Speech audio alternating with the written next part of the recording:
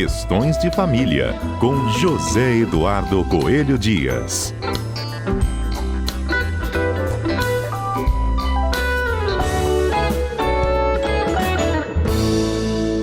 Ei, Zedu, bom dia para você.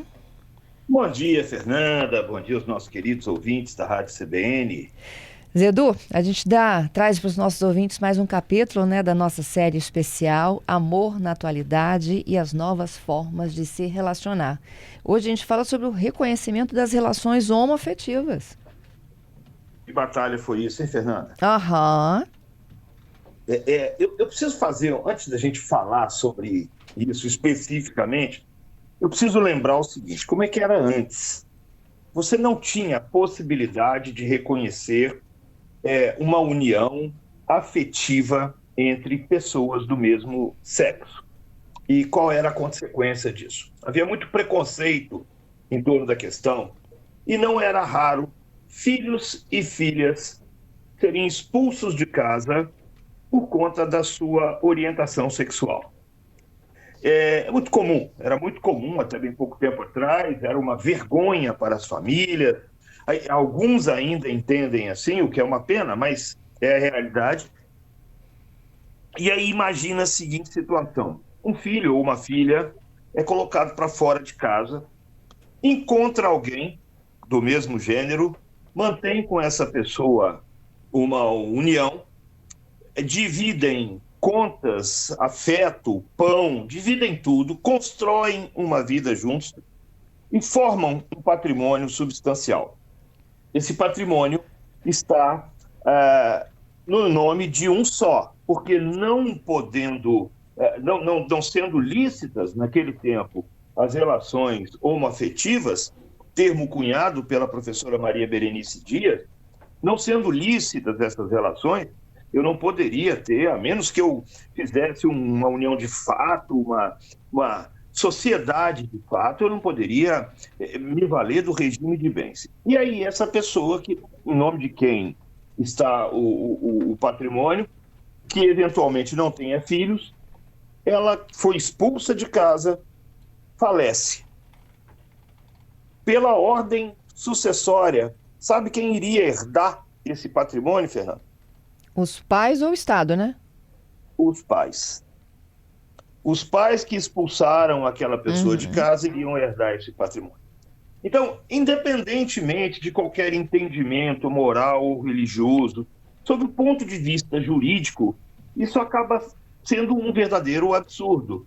Porque não é só com quem a pessoa dorme, é também aquilo que ela constrói, e com quem ela constrói. E mais, nós temos princípios constitucionais que nos permitem ter esse tipo de união. Então, do ponto de vista jurídico, com a Constituição de 1988, a liberdade de constituição de família, que não é mais aquela família formada exclusivamente do casamento, esses casais de pessoas do mesmo gênero começaram a se assumir publicamente, começaram a conviver, começaram a demonstrar socialmente que eram um casal. E aí a gente tem a seguinte situação: bom, como é que nós vamos fazer? Vamos reconhecer ou não vamos reconhecer? E o princípio da igualdade, o princípio da liberdade, e o princípio que possibilita as pessoas buscarem a sua própria felicidade. Nós vamos negligenciar isso? Em 2011, o nosso Supremo Tribunal Federal disse não. Nós vamos reconhecer que essas pessoas unidas pelo afeto podem sim formar família, podem sim ser vistas como um casal. E aí o Supremo deixou isso muito claro e logo depois o CNJ proibiu aos cartórios do Brasil inteiro que se negassem a registrar as uniões estáveis e os casamentos dessas pessoas. Entramos, então, numa nova era do nosso direito. Embora o nosso código, embora a legislação use ainda a expressão homem e mulher,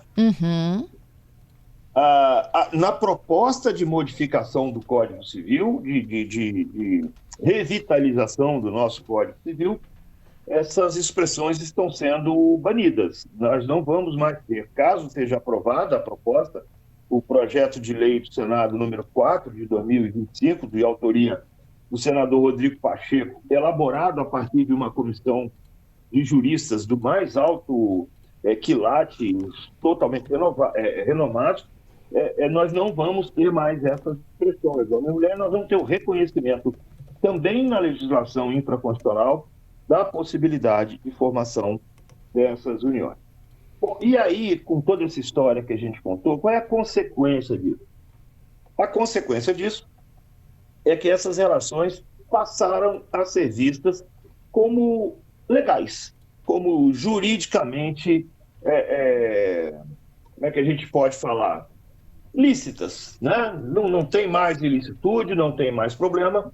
Então, as pessoas do mesmo gênero podem sim formar uniões estáveis e podem sim formar, contrair casamento e vão ser submetidas ao mesmo regime de bens existente para as pessoas de gênero diferente. Homem-mulher, homem-homem, mulher-mulher, está tudo no mesmo nível se a gente for considerar o aspecto jurídico.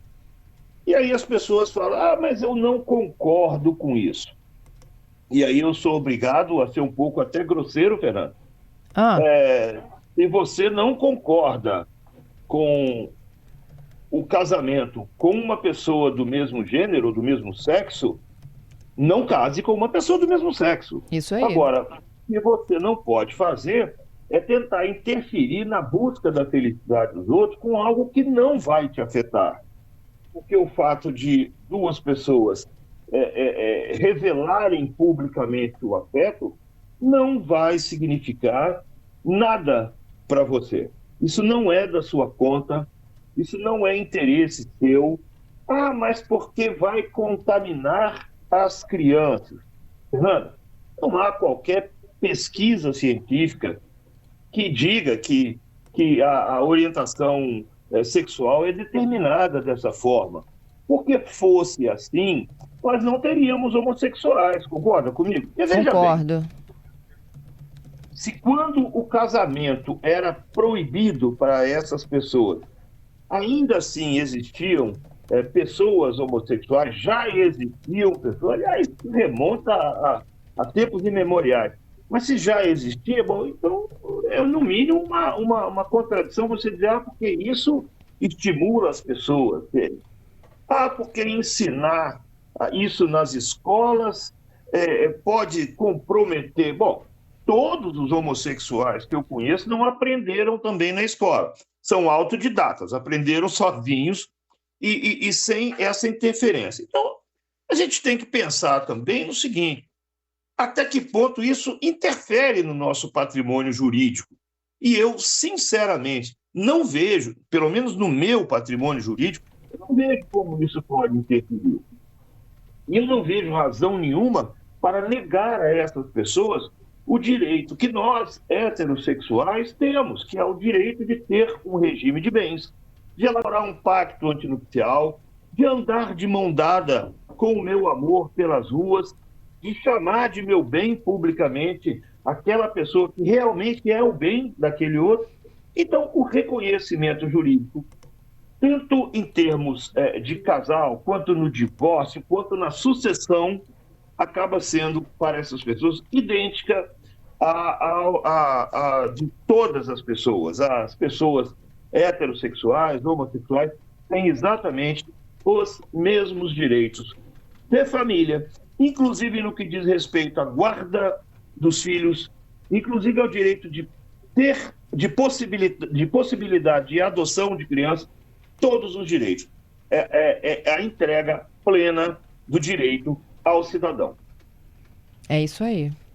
Não só deles constituírem, né, formalizarem, né, essa relação entre eles, como constituírem família, que é um outro passo, né? A gente vê quantos casais que estão agora, né, em processos efetivamente de adoção. Sim. De adoção, de reconhecimento para fins previdenciários, de reconhecimento para fins sucessórios. não há mais diferença. Então, isso é uma coisa que já ficou no passado, a discussão já ficou no passado, concordemos ou não. O Supremo Tribunal Federal, em 2011, já encerrou essa questão, e eu, sinceramente, ainda não consigo entender por que a gente tem que ficar dando opinião nisso ainda hoje. Eu digo opinião não em termos pessoais, porque nós temos essa liberdade de gostar ou de não gostar, mas em termos jurídicos é uma discussão completamente encerrada.